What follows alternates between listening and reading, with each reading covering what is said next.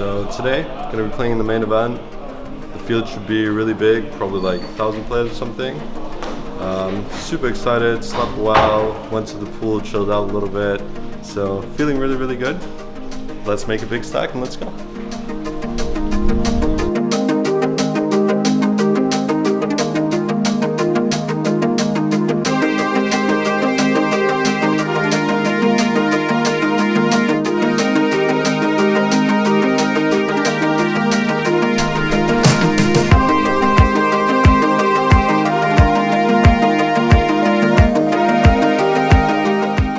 Okay, so with the break, the first break for me and Tomi, we both registered quite late. I have around like 35k, really good table with lots of like weaker players, and also the regs are not so competitive, so feeling really good.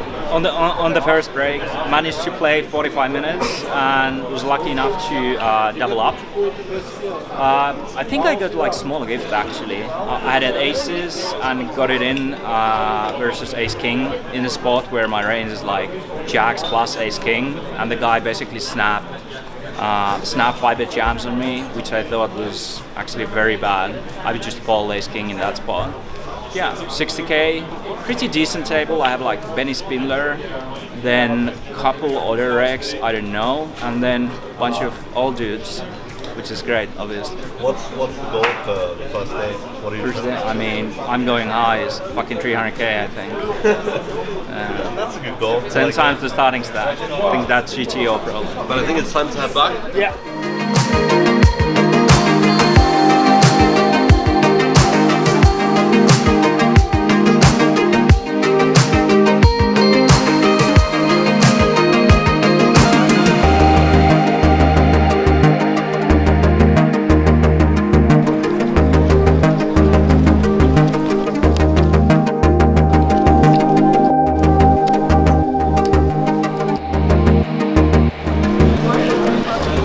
So we're done with day one of the bitB main, and throughout the day had a really good table and managed to end the day with 127k. So pretty good. Yeah, I'm gonna raise it up. Had a fucking amazing table whole day, and I think had a like super easy day. Probably the first bitB main, day one, where I don't feel like shit after the day is ended. Yeah, had amazing table, managed to run it up to 160k, so we didn't get to 300k, which was the goal, but not gonna say I'm not happy. Super thrilled for tomorrow. You too, probably, Sam? Yeah, really excited. You had some interesting hand at the end of the day. What was that hand about? Yeah, the last hand of the day was actually like relatively interesting. Kind of like weak guy opens the cutoff for 2.1x. Then there's some sort of like Spanish guy. He's probably played less than 10 hands at our table. His name is Souza and he looks mean motherfucker. He 3-bets like in the most obvious spot, like the last hand on the table. He has like 30k and he 3-bets to roughly 6k. And I'm on the button and I have ace queen. And I'm like, this is so awkward. Like, if I 4-bet, it's almost like I'm gonna commit myself to him. I didn't want to really do that, so I end up flatting. You should either 4-bet jam or like you can't really 4-bet. Yeah. He has 30k and he made 6k. Yeah. Anyway, I end up flatting on the button. Blinds fall and original raiser folds. The flop is 10-6 deuce rainbow, and he continues betting like 30% of the pots. He bets like 5k, roughly like that. I call relatively quickly. I think I have to call, like he could be 3-betting like king jacks, king queens, who knows, ace fives. I call. The turn is 9 and he starts counting his chips. Like all of his chips, he has maybe like 20k left around, and he's just counting, and then checks. And I'm like, he's so weak. That's so weak. I would never bet there. 10-5 deuce, 9 rainbow board. I would almost always just check and try to take a showdown with ace queen in that spot. I think his range is wide enough. But there I have to go for it. So I end up betting the turn, and if he would call there, I would probably continue on the most reverse. He might still continue. I bet relatively small, so he might still continue like check calling ace king there, some percent of the time. But yeah, he ended up folding. Usually, I don't think he would like think about it, you know, like counter stack with ace king there, like 9 time, you know. Yeah, that's probably so true. It kind of feels like it's more like, you know, like a drawy hand he's thinking of going all in with, or it's like some complete airball, Yeah, like maybe king, like queen. maybe like some ace x suited type of hand that he just is thinking. Yeah. If he can go for still 2 streets or something like this, but I mean, I do think it is weakness when he goes like this. Yeah. I would almost never like online where in this scenario I'm just checking down, you know, hope to win the showdown. But here it just fucking screams weakness. Yeah, I have to go for the it. only problem is like betting, we're only targeting really ace king, and ace king probably doesn't do this too much. So I think I would just check, but I see your reasons for betting. I mean, I couldn't resist. Looks so weak. Sometimes you just have to go for glory, you know? Yeah. Hopefully tomorrow is going to be a good day. Paz has 140k. Yeah. You have 120. I have 160. We all have super healthy stocks. Yeah, like amazing, like 160. And I think like not being arrogant or anything, but this is kind of our tournament. Like this is one of the tournaments where there's a lot of really good players. There's some really good players, but then there's a lot of really weak players.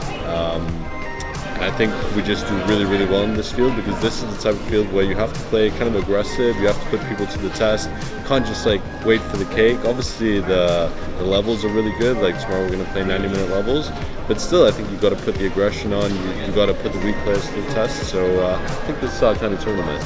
Yeah, I agree 100%. Like a lot of the players are probably just playing here this one event, 5k win, and God knows somebody flies from Bulgaria and invests 5k. It's not like he's gonna go fucking bananas. Like he's just scared, and hopefully, you know, he hopes he makes deep run. So like some of the terms, like 1k Estrelas for example, when you play like 10-handed, I think you just have to kind of like play tight. But this is the tournament where, you know, putting people into test is the way to go. It's also like this is the main event, like this is what they've been waiting for. They're super excited to play it, and like, you know, a lot of people, they want like satellites of this online, they want like a package and stuff. They're telling all their friends whenever they get a double up and so on, like this is the tournament, like this is the one they've been waiting for. So this is where we're gonna go for it and really put people to the test, as we would say. Okay. Yeah. But I think that's enough for today, and we're gonna get some sleep.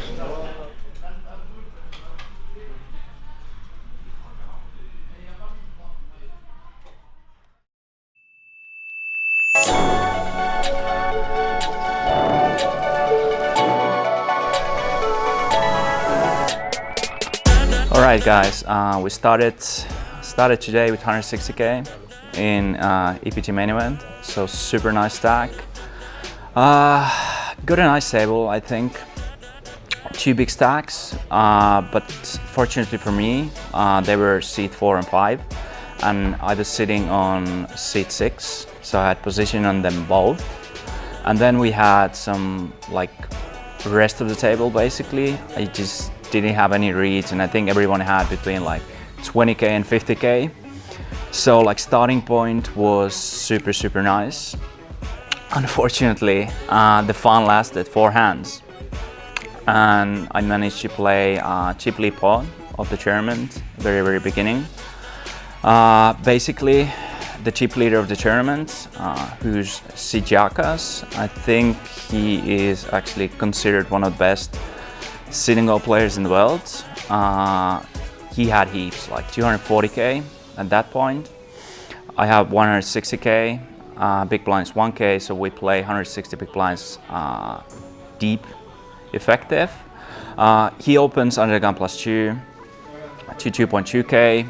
I have jacks in MP, and I think at this point of the tournament, like with his stack, he's just gonna pressure like the table look relatively weak, so I expect his opening range to be very wide in that spot.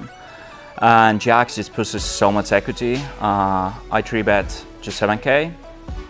He tanks for a little bit and makes it 22k. And he probably doesn't know me. I don't think I'll ever play with him.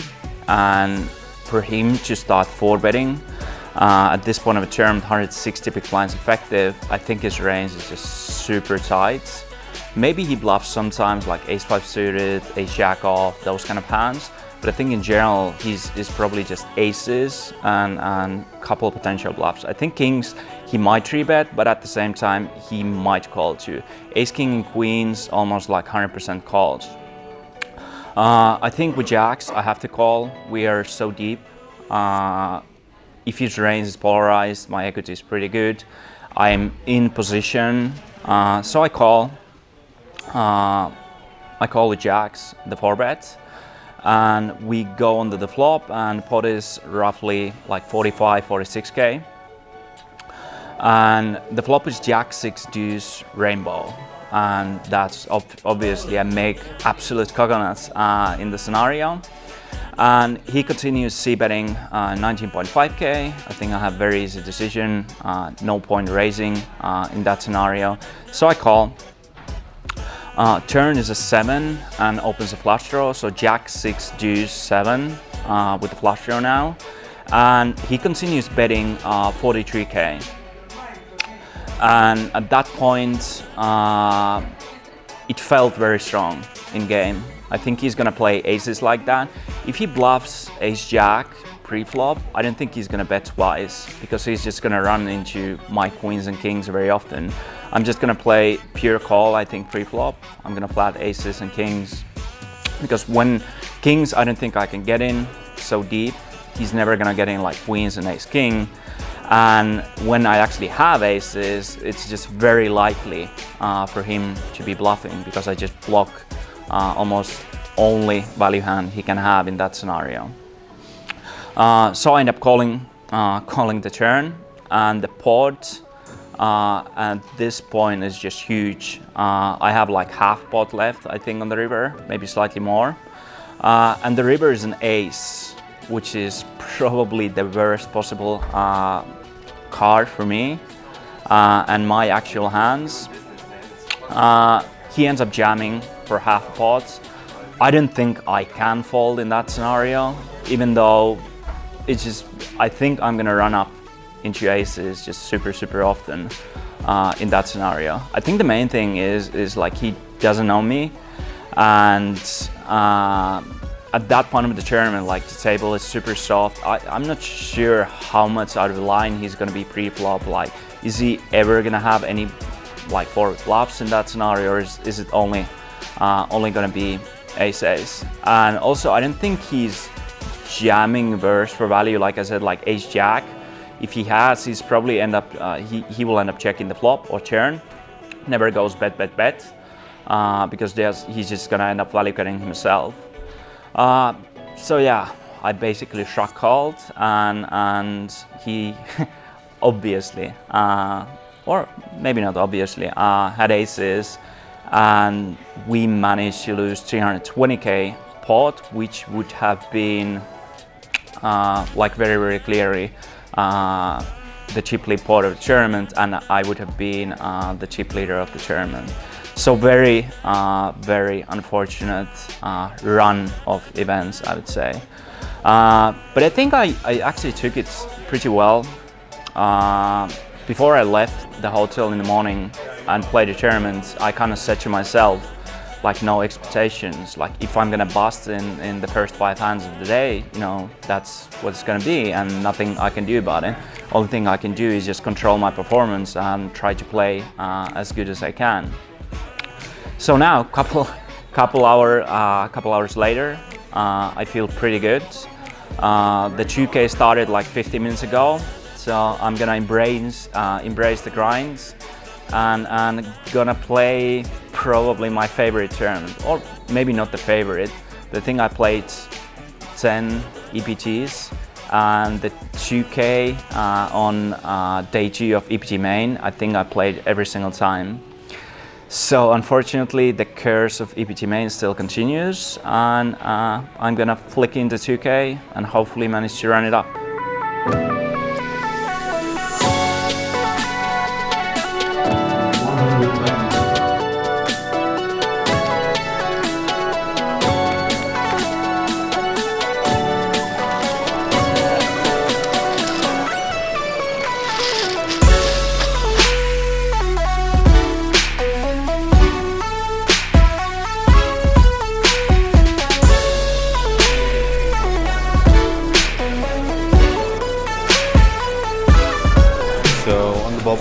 main event.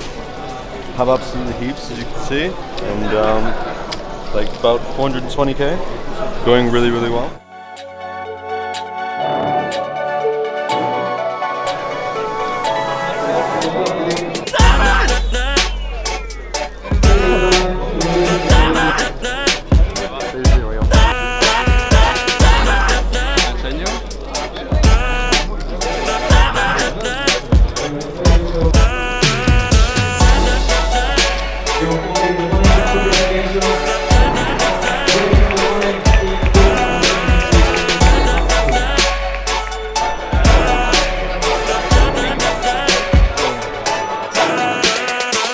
Okay, so this is probably the most interesting hand of the entire tournament, and this hand starts at big blind 6 and 12k. I'm under the gun with ace-3 suited, ace-3 of diamonds to be specific. I go for the open to 27k, and it folds over to the Japanese guy who is on the button. He takes a little bit of time and is playing with his chips a little bit, and he goes for 81k. At this point, my stack is around 700,000 to start the hand, and he covers me. So he makes it 81k, and the decision is back to me whether to call, whether to fold, whether to go for the 4-bet.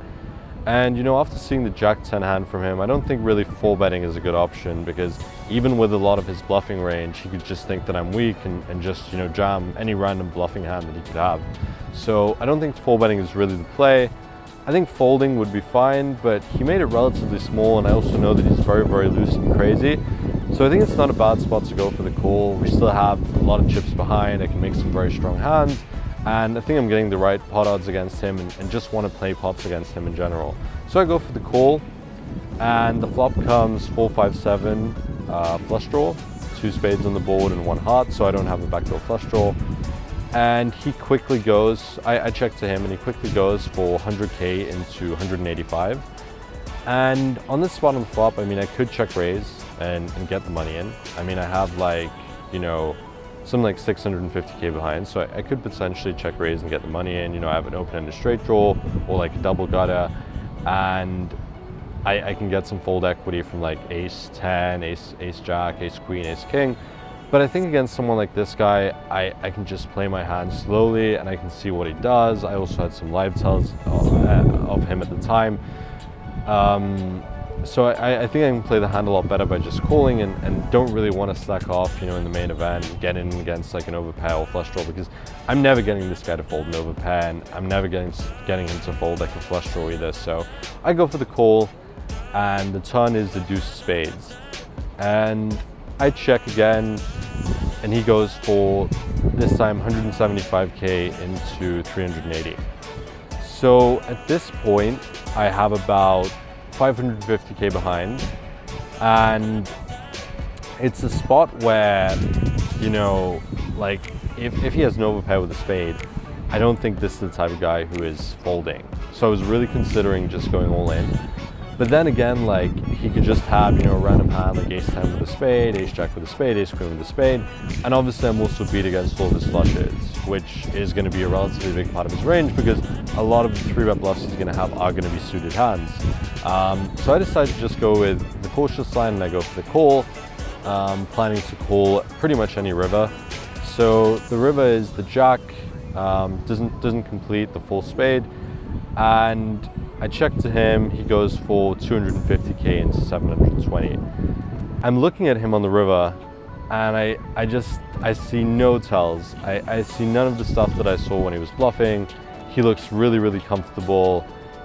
Before he actually made the bet, he leaned over and asked me how many chips I have, and I think this is a huge sign of strength.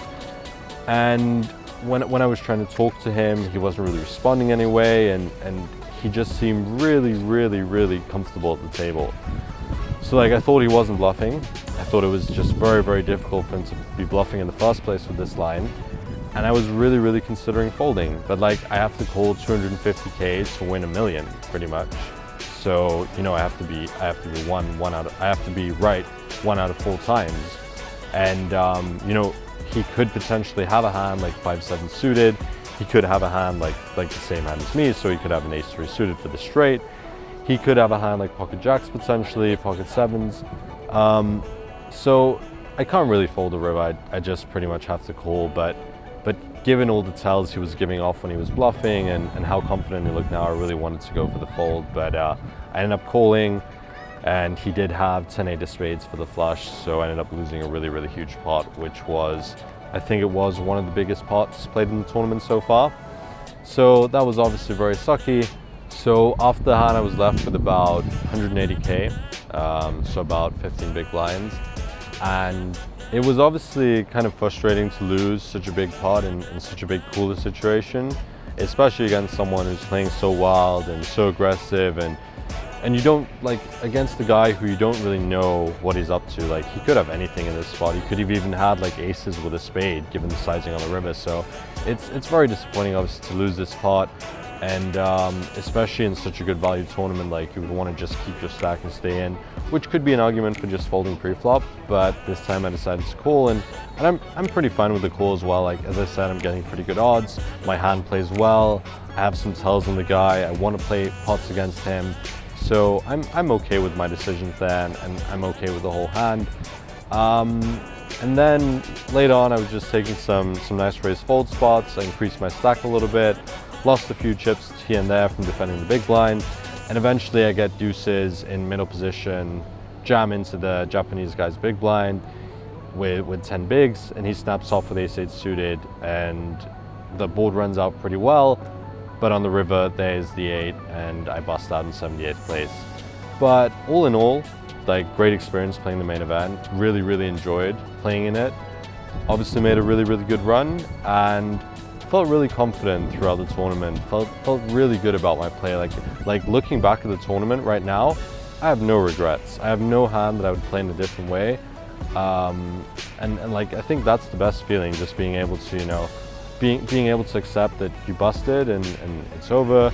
I got a pretty nice cash. I cashed for like 15.4k, but I think I played fantastic, and that's for what counts. So that's all I could do.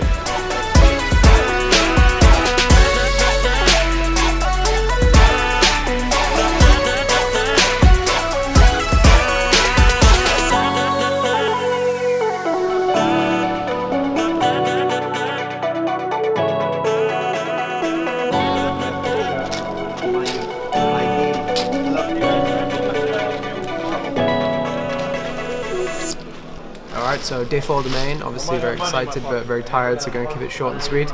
Finished with 1.78 million, which is probably going to be either triple lead or top 3, top 5 chips, so it's pretty good. 70 people left, but this is a marathon, it's not a sprint.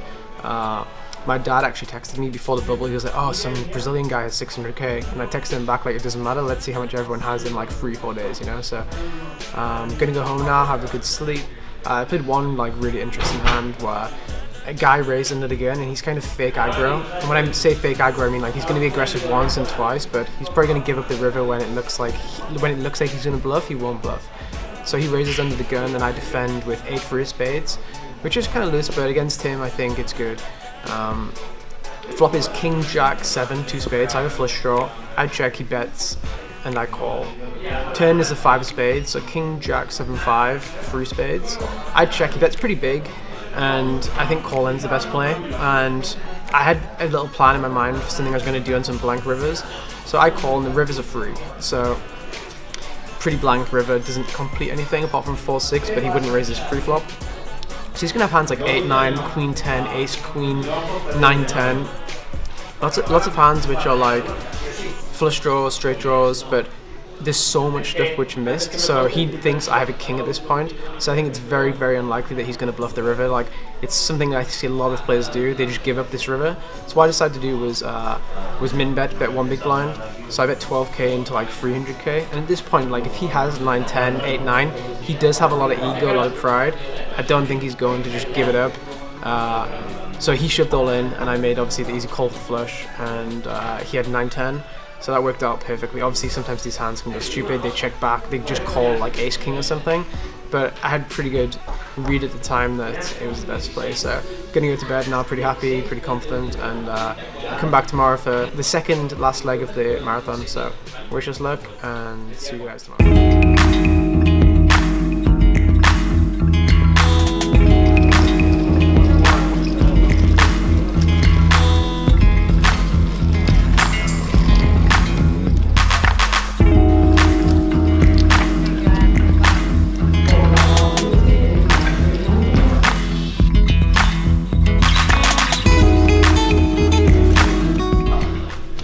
So busted the main event, unfortunately. I got up to 2 million chips pretty quickly. Did a couple of nice bluffs. Then I got ace king in against queens, button versus small blind, where he should be getting in like, you know, ace 10, ace 9, and it was for a really big pot. Unfortunately, I lost that one. Then I kind of chipped down a little bit. I made a pretty good call. Guy opened under the gun. I defended big blind with king 9. Flop was 9-8-2 and he checked back really quickly, which is kind of suspicious. Like when he has ace king, ace queen, I imagine he's going to think about it a little bit. Like, I'm not sure exactly. It feels kind of like tricky on his behalf. Turn is ace. I check and he bets really quickly, very big. So again, like there's ace king, ace queen. He's going to act a little bit, see how, pretend he has a weak hand or something. So I have king 9, I call. River is an 8, and I check and he pots it. It's kind of strange to pot because like he's going to be kind of scared. Like I can have an 8.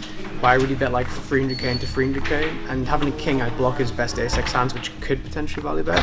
And if he does have a hand like queen jack, jack 10, all of these kind of combos, I don't block those either. So I make a call, and I'm right, so I get back up to a nice stack. So that felt pretty good. Then under gun is a Brazilian guy, Andre Kari, very good, nice guy, but he's a very aggressive player. I'm under gun +1 with queens, and I'm playing very aggressive at this point. I free bet like 3x, kind of like a polarized size in, like he makes it 40, I make it like 135 or whatever, and he instantly shoves. With ace king, I call with queens for like 700k, and unfortunately he hits a king on the river, but it's okay, it is what it is. And on to the next one now, which is the 10k, so wish us luck and hopefully we can cash again in this one, I guess.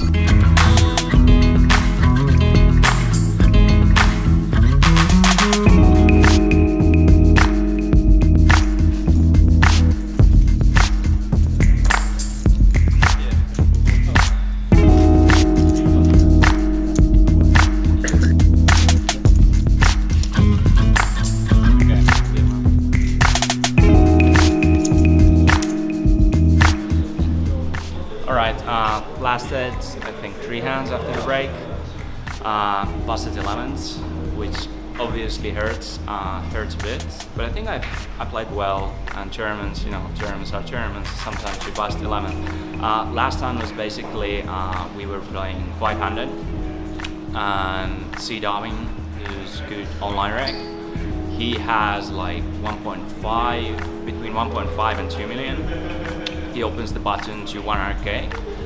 And the small blind is older gentleman. I think he's Neville or something, his last name. He's in the small blind. I'm in the big blind with 1 million, and he has roughly like 900k, 1 million too. I expect him to be super light on the button. Roll like 60, 70, maybe even 80% of the hands. And I have king 9 in the big blind, and I just jam 950k, and he ends up calling with 10s, and we don't win the flip and bust in 11th place.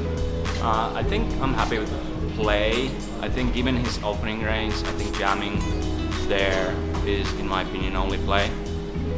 I think he's just gonna outperform calling by decent margin. And yeah, I'm gonna reach the 10k now. And this could be the very last German of the trip, but at the same time it's going to be super nice German too.